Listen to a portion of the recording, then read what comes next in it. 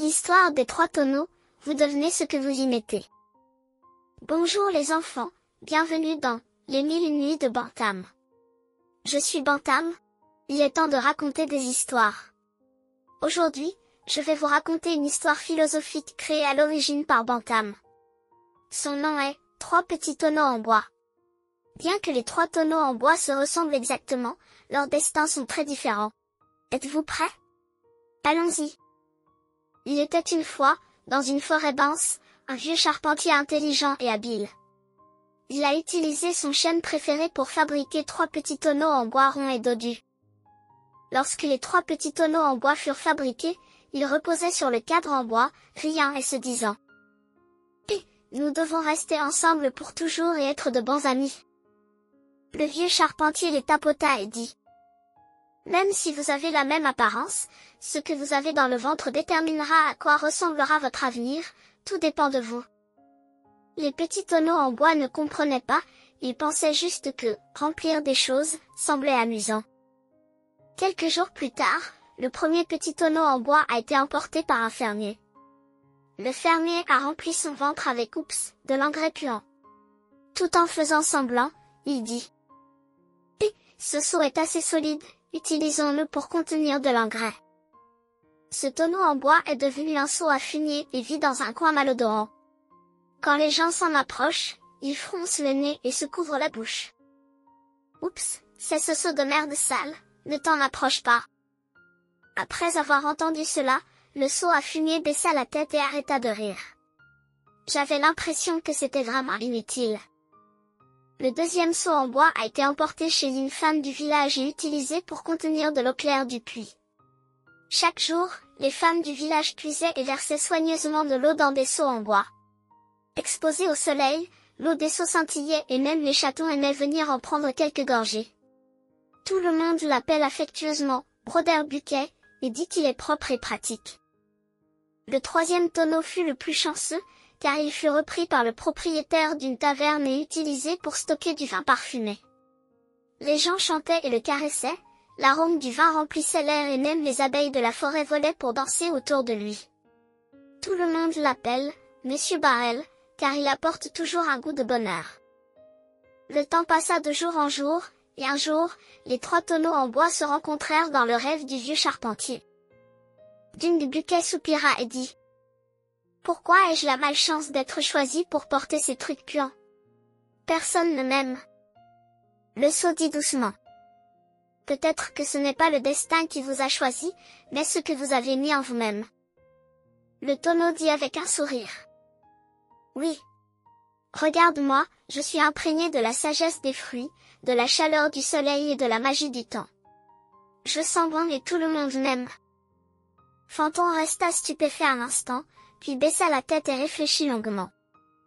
Un jour, le fermier fut surpris de constater que le seau à fumier était abandonné dans le jardin. La pluie a commencé à tomber continuellement et le seau à fumier a commencé à recueillir l'eau de pluie. Le fermier l'utilisait ensuite pour arroser les fleurs et invitait les petits vers de terre à venir vivre à l'intérieur.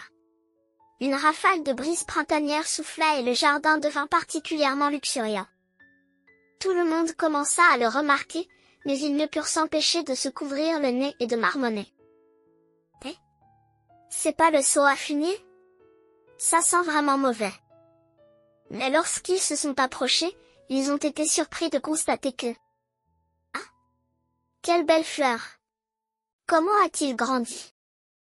La villageoise a dit que c'était parce que le seau à fumier nous aidait à apporter les nutriments dont les fleurs avaient besoin.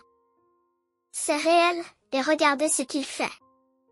Les villageois se sont rassemblés et ont vu le seau à fumier se tenir tranquillement à côté d'un tournesol. Le tournesol est soudain devenu vivant et les papillons ont volé au-dessus. « Wow, c'est vraiment utile », une vieille dame dit en souriant. « Mon potager m'a apporté une bonne récolte grâce à lui. » Un petit ver de terre sortit également la tête du seau à fumier et dit « C'est le seau à fumier que nous préférons. Il y fait bon vivre et il fait chaud. C'est notre plus belle maison. » Pour la première fois, le seau à fumier a découvert qu'il pouvait rendre le monde beau. Il souriait secrètement et sentait une chaleur dans son cœur. À partir de ce moment-là, les gens ont commencé à croire que le seau à fumier avait également sa valeur. Cela nous apporte une récolte. Tout le monde l'appelle affectueusement le seau du jardinier. Non seulement il ne le déteste pas, mais il l'aime beaucoup. Parce qu'il a gagné le respect et l'amour de tout grâce à ses efforts les plus sincères. Quant au seau d'eau, il continue de livrer avec diligence de l'eau au village chaque jour. Peu importe qu'il fasse chaud en été ou froid en hiver, il est toujours rempli d'eau propre à temps et livré à chaque foyer. Qu'il y ait du vent ou de la pluie, il ne se relâche jamais, il pense seulement. Tant que tout le monde aura de l'eau à boire, je serai heureux. Un jour, l'école de la ville a manqué d'eau et les fleurs et les plantes des enfants ont commencé à mourir. Un seau d'eau est allé à l'école pour aider à transporter l'eau.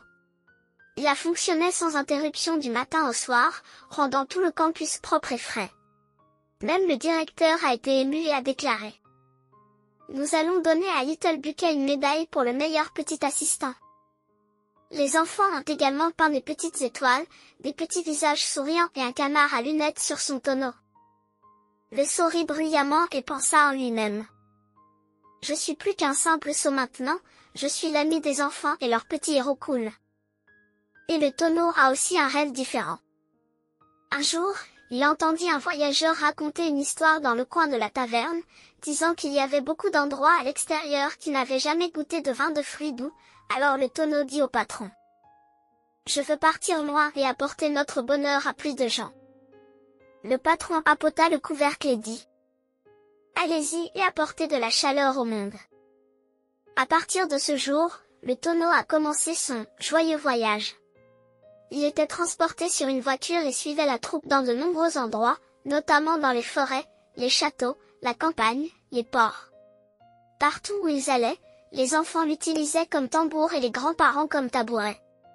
Lors des festivals, son parfum devenait l'élément le plus important du festival. Le tonneau de vin disait: Je ne suis pas seulement un tonneau de vin, je veux que plus de gens goûtent au goût du bonheur. Peu à peu, ce n'est plus seulement un récipient pour le vin, il est devenu un tonneau joyeux, un tonneau de fête et un tonneau à histoire. Les gens disent toujours: Tant qu'il y aura un tonneau, la fête sera plus joyeuse, car c'est un gros tonneau qui apporte de la joie. Finalement, les 3 tonneaux en bois se sont retrouvés dans le rêve du vieux charpentier.